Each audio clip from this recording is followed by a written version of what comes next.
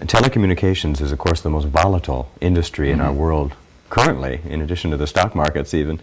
And in that kind of volatile environment, the people who distinguish themselves, the superstars they're often called, as well as the people who are having some challenges or difficulties or concerns that make it a hardship to actually function, they both need.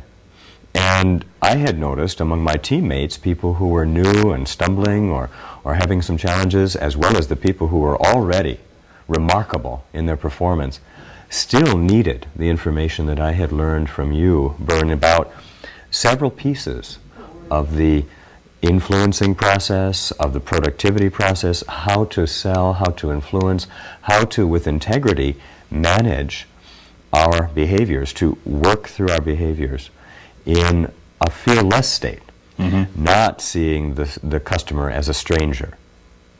I think, too, in the development of the emotional, physical stamina to communicate day in and day out with occasionally, if not frequently, irate people who have been misunderstood, they felt, and who wanted adjustments and what have you, and to be able to endure that without becoming oppressed by it. Exactly. Yeah, I think that's terribly important. Often people think in customer service, when you come to a customer service provider, and regardless of the company or the utility it represents, the upset already in this person's life, the customer coming to you, it comes from many, many experiences in customer service where they haven't been well served, haven't been listened to appropriately or effectively, and found no resolution. And so they bring to this new experience with you, with me, a huge amount of baggage and upset and disappointment. Predisposition. Exactly. They know you're not going to do it either. Exactly. Okay, yeah. So not only do I need to provide them with the ultimate in service, accurately, efficiently, I also have to create an antidote, a calming and a promising effort, if you will, to make sure that that person knows this is not your father's customer service, like the old father's Oldsmobile. It's truly a new experience where we set the frontier of customer service. Dramatic experience. It's interesting. How have you seen a need in the corporate environment for this kind of thing again? I mean, day to day, people who aren't on the front line necessarily. You've often told me, too, that the customer service person, the front telemarketing people, are truly the conscience of a company, That's truly good. making the effort, the insights that are found from the customer's feedback, making those felt in the company, especially when they're listened to by management, middle management, and executives. In that kind of environment, I was involved in bringing the feedback of what was working, what wasn't working, what didn't seem like a promise well kept, so that we could make the adjustments in the corporate policies and the actual systems that allow us to deliver a full promise to the customer effective. And coworkers of mine likewise wanted to enjoy that kind of integrity, that sense of true professionalism. We see often in television or radio and print media talk about or discussion about the selling professional as a despicable character. I know, yeah. And yet that's far, far from the truth of the matter. And in people that I've encountered, frankly, they're ridden with conscience, wanting to make a difference. And the ability to move past their own fears and shame of being a sales professional is an important piece. That's a sort of a illusion I've always had that perhaps someday, somehow, in some mystical way, the people that we were going to call on this next week could eavesdrop on the sales training and the sales meeting that we were having today. You know what I mean? Exactly. Those doors would be open, those hearts would be open, those minds would be open in a way that you can't even imagine, because they would know what our intention is. Yes. I know that's a foreign thought to a lot of people. They think, well, those salesmen are up to something. Excuse me, but the fact is, and we can't say it too often, the sales force is the conscience of a company, because they're the ones who really need it, want it, insist that it's right.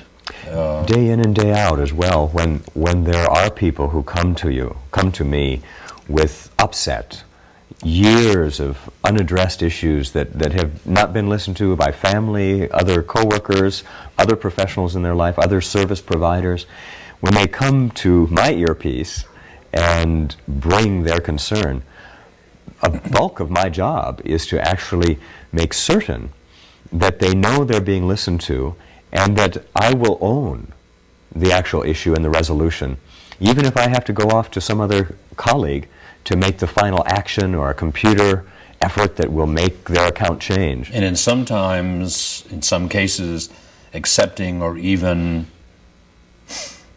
demanding authority that you may not even have in order to get the job done. Exactly. You have to be able to do that. Yeah. And the company itself backs us in that process as well. Something so unique and so crucial is a company's commitment to the front line, where not only do I have the responsibility to take care of the issue, to resolve the true customer's concern, and to provide them with services and tools for our profitability and their usefulness, I also have the authority to make those steps necessary to bring about the resolution for that customer. I think one thing I'd like to have you develop with me this evening too is the fact that every communal environment, certainly the corporate one where you're working, I know you must be a member of other organizations, family, this type of thing, that every communal environment, what I mean is where there's 2 or 3 or more people somehow thrust together by circumstance or choice, that each of those environments could benefit from our material. Absolutely. Because each of those environments is just like an individual. It's really kind of fascinating.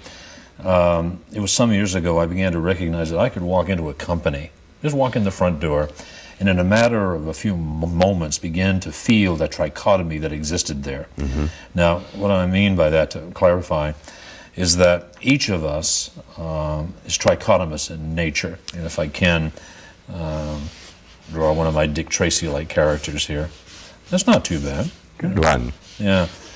That every individual on the planet, and if we come to understand this and practice a consciousness of this, it could really make a difference in our society, is that each of us, regardless of where we go on the planet or what ethnic group is involved or what culture or whatever it happens to be, is trichotomous in that every person has a subconscious mind, a subliminal mind, a survival mechanism. In other words, and a company has a survival place, the need to continue, the need to be, the maintenance of the status quo is evidence when changes occur, how everyone gets frustrated and upset. You know what I mean? That's the subconscious of a company, the subliminal portion of that comes from needing to be and to survive. It's fascinating. And then every individual, every family, every church group, every club, every organization, and every corporation also has its a conscious factor. Now, this is what it's up to, if you would. This is its mission statement, what it promises the world and what have you, and its need to make a contribution and what have you. And then each communal environment and each person has what we have to refer to as a conscience. This is in their purpose statement, their intention.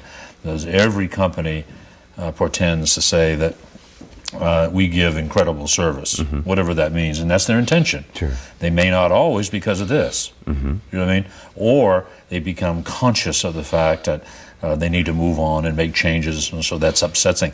But all of this can be, calmed, assuaged, capitalized on with some of the material that we've covered over the weeks and months, actually, of the show itself and the live seminars that we do.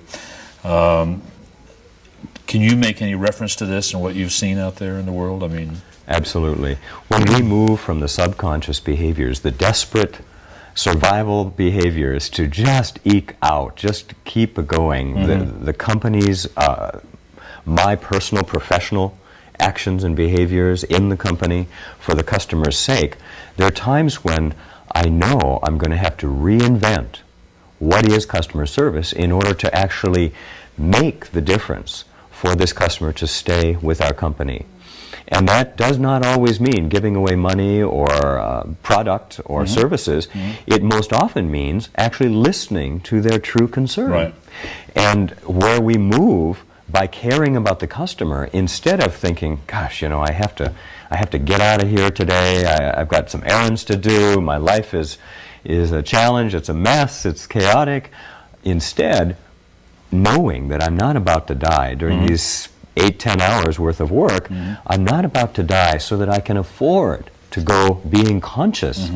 Use my conscience, use that mission statement to actually build a new kind of promise and make it happen. I love that sound, to build a new kind of promise, to re-identify service, whatever that happens to be, for this individual. And it's so crucial because now, in our industries, there are often very few differences from one provider to another. Right. And so the customer service person may in fact be the singular element that makes it different or makes it uniquely worthwhile for the customer. We do know, too, that when an individual or a group, corporation or company, slips into this arena, survival and what have you, is where inappropriate things occur. Exactly. If you don't know how to do something well, if you don't know how to do something, you won't do it well. Or if you get into survival, you're going to be inappropriate. And you see an awful lot of that. And I think the individual can get sucked into that because there's a corporate culture that develops if indeed there's a survival issue. And it's really kind of fascinating. If you can connect that, absolutely, it can make a difference. There's an important piece to it. When my coworkers were in survival behavior, they often were expecting that the customer was at fault, when in fact they're not prepared to do other than what they have done. They don't have excellence in customer service. When you go to the dry cleaner today, when you go to the theater, when you go anywhere in your world, the gas station, it's a very different experience than what you might expect and hope for it to be. And when they come to us, we need to move from the subconscious behavior, that desperate, I have to take care of myself only, to I know I can be alive at the end of this shift. I'm not about to die where this customer is concerned. Why don't I go ahead and make the leap into a love act, a caring act that truly resolves the concern and owns the pieces, the steps, the process to make sure that the promise is kept. That's an important part. And how do they do that? My coworkers were looking to me for that information often because at the end of the day, long days with extra hours, etc., I still was happy, still energized and committed and thrilled, often as if it's almost an athletic or a mystical experience for some people's perceptions, where the encounter, the possibility of making a difference for a customer could mean that much. How do you elevate the customer to a place where there's this awe, this respect that you want to render that service? One of the important steps that I remember you had taught me, Bern, and it's useful in my personal life as well as in my professional functioning, is you told me that if I'm in the love mode, if I'm out of survival and actually caring about the person near me there, I can be creating a difference, I can make a contribution, I can adjust life, and for their benefit. It's not a selfish delivery. To do that, I thought, okay, I'm not about to die. Therefore, I can afford to express caring. One of the ways I do that is to visualize it. Many of the people we work with and play with in our personal life and work life are visual folks. And so what I had done was take a poster board, and I visited a little store in Sacramento called Postcards Etc. on 21st and L. If you're desperate for a great tool, this is a good one. And I got books of postcards of famous people. And I thought, okay, who are my heroes? Who would I like to be among? Who would I enjoy a cheering applause at the end of the day? In addition to family, friends, loved ones, who else in the world of history or fiction or arts, entertainment, athletics, science, exploration. Who are these people that are so important in my life that I want to become part of them at least? And satisfy, serve, Exactly. elevate them. To make a difference, as their lives have made, even though they have bumps and terrible setbacks and upsets and concerns as well. So in taking pictures, if I may, Please. for example, postcard books with famous poets, amazing African-American people who in our culture have made tremendous contributions. Everyone from Mahalia Jackson to George Washington Carver to Maya Angelou, and fictional characters. It could be Yoda from Star Wars, or someone that, I don't know, Tweety Bird and Sylvester, whoever is your favorite in that little wrestling match there. The Wizard of Oz is always a favorite among people. Famous women writers, important lesbian and gay famous people, women who dared, explorers like Amelia Earhart, etc. These heroines and heroes placed on a poster board, I look to them when every call comes in. I think about them when I go home, because the person at home with me needs also to be a heroine and a hero of mine. Then I know whether they are prepared, whether they are appropriate or not. In their interactions with me, I can cut them some slack. I already appreciate deeply who they are, what they make as a contribution, the influence, the impact that they've had. And so I pre-tint the experience with the customer, with family, friends, with strangers on the street, people that I don't know that I know. I presume they are one among my heroines and heroes in order that what I bring to them and to our exchange is not in the subconscious or the desperate behaviors, but is in the conscience, part of the mission statement, truly trying to find that difference that will keep a promise well made. Moving toward purity, nobility, Exactly. excellence, Exactly. contribution. Guilelessness. Yeah. You made some reference the other day when you appeared at our PDS, or sales meeting, which, by the way, you electrified that group. I mean, your presence was felt for 2, 3, 4 days afterwards. I mean, everybody was on a different level. That's, that's kind of nice when you can do that. That's exciting. But you had made reference, too, that these people, as grand as they are, there was another reference you made, that there is a contribution to be made with the material that we talk about in essays. Yes. No matter how grand they are, there's still a point there where they could benefit by your exhibiting those characteristics. Absolutely. Okay. Yeah. That's... In the world of heroines and heroes, if any of you, any among your audience reads biographies or autobiographies, your chance to delve into a person's life who has had upsets and disappointments, ungrieved circumstances that are true losses, those opportunities allow us to know that we really, truly are very, very similar to the people who are our most luminary, our most favored people, whether they are the celebrities that are on television or in your sports and entertainment or politics or science and arts. Regardless, they have had lives of great challenge and difficulty, just like ours. And once you crack through the socio-economic veneer, we find people much like ourselves in all cases. And this is a good technique. I can see where that would be really effective for you. What essays do you reflect on in our series and what we've done on the TV show that cover some of these things? Well, I think I know you seem so articulate about what we do, so I'd like a little support in that. You bet. It's a pleasure. An honor, actually, because I know in my own academic life as an associate professor and a published author, there are few places that I have been able to turn to find functional information that's a true tool. I can find great quantities of cheerleading, encouragement, or a rousing presentation that's an entertainment experience. However, 3.5 minutes, maybe 5, maybe 7 minutes after that, people are just as hobbled or encumbered or testy about it, and that doesn't make forward movement for their lives and careers, nor does it for their companions, their spouses, their children, their co-workers, and their customers.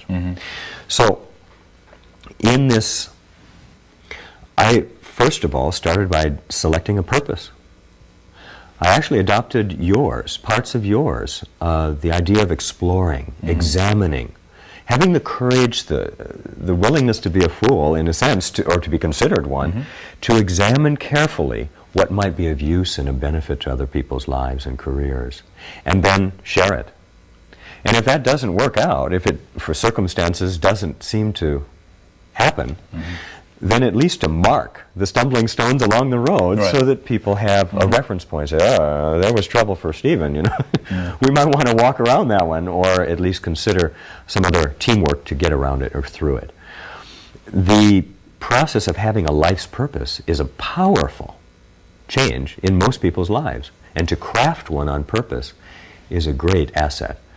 Now, in addition to that, I had to, with the life formula, be able to know that I'm not about to die, and therefore move forward into that risky, uncertain, uncharted territory of creating or adjusting a life in circumstances that remind me of unfortunate experiences in the past. Bad things that I didn't want to happen again, right, were not actually about to happen, but I remembered unfortunate circumstances. And you have an essay that was actually one of the most important to me, too. Well, I can't think of a one that hasn't been important, frankly, and crucial, pivotal for my life and career. Bottlenecks of bereavement are something that few people ever address. The stuckness in our lives, in our careers, often rears up and compels our life to get stuck, to get latched onto by ourselves in ways that we hide from some of the disappointments and, again, lost expectations, the deaths, the disheartening experiences that I wasn't well prepared for at the time, and yet maybe now I need to learn how to forgive myself for whatever part I play in the bumblings and the stumblings of our lives, other people's lives with me. I need to forgive them. And in that process also, not create an excuse. I don't need an excuse. Based upon your research, I finally could see that there was a major difference there. If I don't need to create an excuse, and in fact it's damaging if I do, yes, then I can actually make a true forgiveness of others and myself, because we simply are ill-prepared. You know, and when this doesn't occur, you've said several very poignant things here, but when this doesn't occur, we have an event like I had in my life today. I got a phone call this morning, and a friend called and reminded me of my acquaintance with a man who some time ago had lost his career, an engineer who got displaced, downsized, capsized, and could never really find himself, and had lost his authority in his home, more or less, because of that. You know, not being the provider, felt diminished by it, and then eventually the wife being disappointed and moving on with her life and asking for a divorce, and he just decided he didn't want to continue, not exercising the tools that were available. I mean, boy, the old Mortito clicked in, and the old toxins poured into his brain and bloodstream, and he committed suicide New Year's Eve, which is not uncommon. I mean, you know, there's a lot of that happening in the holiday seasons. And but to have the tools to know that never need occur, you know what I mean, is terribly important. And we commit suicide in a lot of different ways. We do. It doesn't have to be a dramatic ending like that, but you know, the way we think, the way we conduct ourselves, all can be favorably influenced by this.